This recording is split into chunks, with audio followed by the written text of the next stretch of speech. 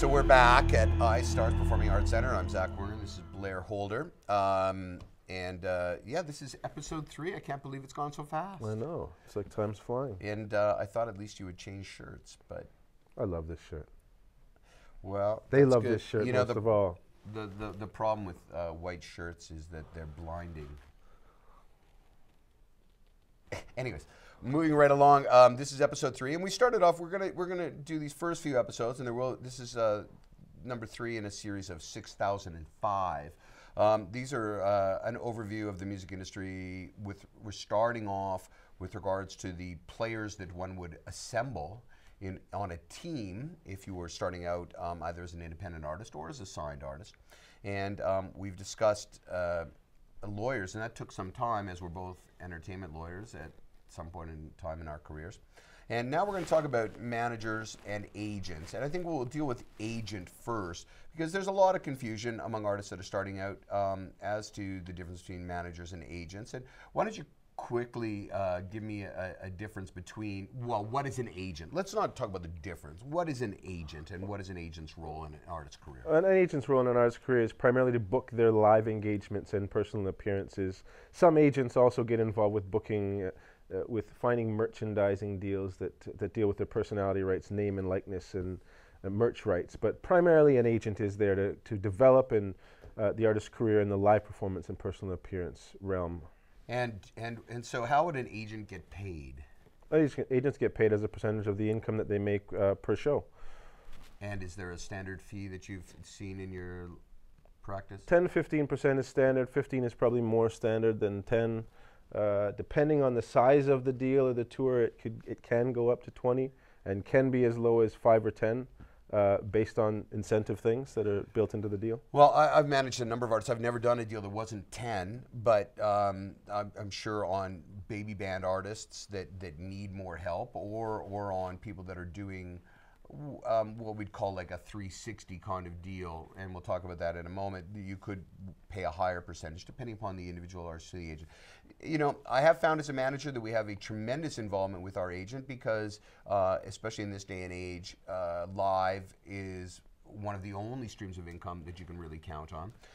The world of tour support for artists who are signed, especially to small deals, but even at major labels, the kind of tour support that we used to get, which would underwrite the losses of a tour, have kind of come and gone, and you really now need to be in touring situations where you are generating income. Absolutely. And your agent hopefully is connected to find you the right opening slots, to know all the clubs where you should play so that you don't end up at the wrong spot, that you end up in places where you can develop an audience and come back a next time and a next time and continue to grow, and that your agent has those sorts of relationships both with other agencies, with clubs, with managers, with promoters, to get you in the right place at the right time, to be seen by the right people, and to grow your audience and to grow your income stream. Yep. And your agent would primarily work, in my experience, more with your manager than with the artists themselves. That's right. Promoters are very important.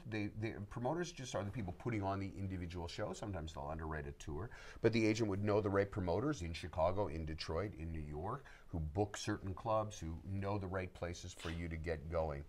But the agent is not, as we'll say, like the manager, in the overall picture of developing the greater picture of your career. He's in the business of developing your live career, although they have lots of advice on these things. Now, a lot of bands will come to me, and bands even that I've been in, who are baby bands, and they'll go, we need an agent, we need an agent, we need an agent. Now, when do you need an agent, and why can't you get an agent when you're just starting out? Well, like everybody else in this business, they work on, these agents work entirely on percentages. So it's hard to get an agent before you can command a certain size crowd, because they can't make money off of you, and you can't get a good agent until you've got a good sized crowd. And the question is then, how do we develop to get a good sized crowd before we've got an agent? And right. I mean, the simple answer is write fantastic songs and play and win fans over one show at a time. But so the short answer is, agents make a percentage. So until you are a headline act and commanding real fees, you're going to be an opening act. You're going to be running at a loss at these shows. It's going to be more expensive to be on the road and be playing live shows. It's going to cost you more money than you make in fees for the gig. So no agent wants to take a percentage of a net zero. Right. And that is something that I run into all the time. Everybody wants an agent because they figure the agent is the way into the clubs. The fact is that a band that I worked with for some time, Down with Webster, you know, were constantly bugging me to get them an agent. And we did get them in with a major agency early on, and the agency got them no shows. Why? Because no one knew who they were. Right. They did get them opening slots for some major acts because they could throw them on the bill for $50, and they were booking the big tour anyways. And yes, that helped get them some exposure, but the reality was that they started going all the way from Halifax to Montreal to whatever and putting on party gigs, drawing lots of people, showing that they could put on a good time show for a fan base, doing street work, putting up posters, giving stuff away, doing whatever they could to go from 50 people showing up to 100 people showing up to 500 people showing up to the point that you're charging $40 to get in and there's $20,000 involved, and that's when the agent cares. And yes, it's frustrating as a baby artist to say I can't get an agent to get me in these places. But the fact is you don't deserve it and you don't really need it. Because there's no reason for you to be playing all those shows if you don't have something to sell, if you don't have people who are coming to see you play, if you don't have press that's being generated, if you're not on the radio. All of that is just spinning your wheels. Build your audience, build it locally, build it regionally. The agents will come to you when the time is right, or you will easily have your pick of agents when there's enough dollars involved for them to get their percentages. And it goes back to the thing we've been talking about from the beginning, which is how can you expect to get someone great on your team until you show them something great? You've got to be able to command attention. You've got to work on your material. In this environment, we're hearing about all the tricks and online this and the ways of building audiences and social networks. Let's remember you have to have great songs that move people's emotions and stir them up and make them want to scream or shout or dance or just get out of their seats. And you've got to be able to put on a great show. You got to have great music and put on a great show. If you put on a great show night after night, like you said, you're out there on the street promoting at the basic developmental level, put on a great show, give people their money's worth, whether that's $5 or $20 when they come, make it always worth their while to come and see you. You will attract the attention of agents at some point. You know, it's an interesting thing you talk about the social networking kind of thing, and there was a guy who did an experiment on the social net on Facebook or MySpace or something where he had like 1,100 friends, so he decided to throw a birthday party for himself and invite them all, and one person showed up. Because of the 1,100, that was the only person that he actually knew. And I think the story with the bands is tremendously, that's the fact, that they have 1,100 people out there, but when they send out that they're playing their gig and they get the responses of, I'm definitely coming, I might be coming, when hell freezes over, I'll come to your show. I won't be coming if I can find any vague excuse in the world that could get me to do anything, including having a hernia operation. You know, then if that doesn't come through, maybe I'll come to your show. The reality is that the social network numbers, they don't fool anybody. It's the actual people that are coming, or the sell-through, if you can find a way to sell through to your social network. And I mean sell-through as in get them to buy something from you. Until those people spend dime one on you, they're not your fans. Absolutely. And that's an absolute fact. You can take that to the bank. So really the agent, you know, and if you're a cover band, it's a different story and they're booking you in. Or if you're a band that's about to get a big record deal, and your manager can go to the agent and say, look, I've got interest from all these people. Can you put my guy on stage opening for Aerosmith? And he's like, because I've got all these record company guys going. That's a different kind of situation, and those are special things. Every situation that we describe, there's a rule breaker. There's somebody who's made something happen as a result of getting an agent early, as having an early believer. These rules are not hard and fast, you know, and there's always exceptions to these things.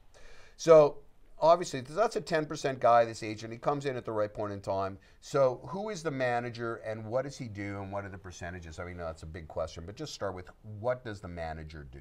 Well, a manager does almost everything that you need done from the beginning development stage up to the big record deal when you're an international success, which is A, help you build a team, provide you advice and guidance and counsel on every aspect of your career, from who to record with, to are these songs good, to what is my image that we're presenting this to who's a potential publisher that can exploit and make money from our songs, to what record deal should I sign, who should be my lawyer, how do we replace a band member, and when you're having problems in your personal life and can't get out of bed in the morning, that's the one that's going to have their foot in your ass and make sure that you get where you're going.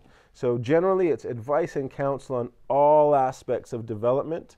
has a big role to play in your personal life, that whether managers realize that or not, they're also coach and therapist and motivator, and the early business advisor and the front line of making deals for you and creating opportunities. Hopefully the manager has an enormous list of contacts and relationships of people that can bring value to your life and to create commercial opportunities for you.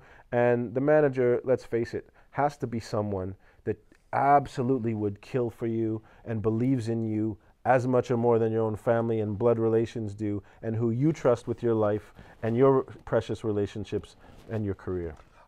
You make a lot of really good points there, and I will say one thing you can I love to say the things that you can take to the bank, but you can definitely take to the bank is that your friends and family do not know whether your music is any good, and they do not know what you should do with it. And they will always tell you it's great. Their job is to love you regardless. It's just a fact. They do not know. The other thing I can tell you as an artist, and I've been an artist as well as a manager and a lawyer, record companies, promoters, your fans, your friends, the radio station, your producer, your co-writers, none of those people will tell you 100% of the truth. Nope. Because what's most significant to them most of the time is continuing to have a relationship with you in the future, and not in some way undermine that by telling you the truth about things that they don't like that you're doing, and not getting into some kind of conflict with you. So they will not tell you the truth because it's better to just let it go and do what they want to do anyways. So they won't tell you what's actually going on because you're the artist and they don't want to mess that actual relationship. That is absolutely true. And the manager, in a huge number of circumstances, is the person who is actually that buffer with the world, where the record company will say, listen, I told your artist that we've got 50,000 units in the stores, but the reality is, as you and I both know, we had trouble shipping the cardboard boxes, let alone the records.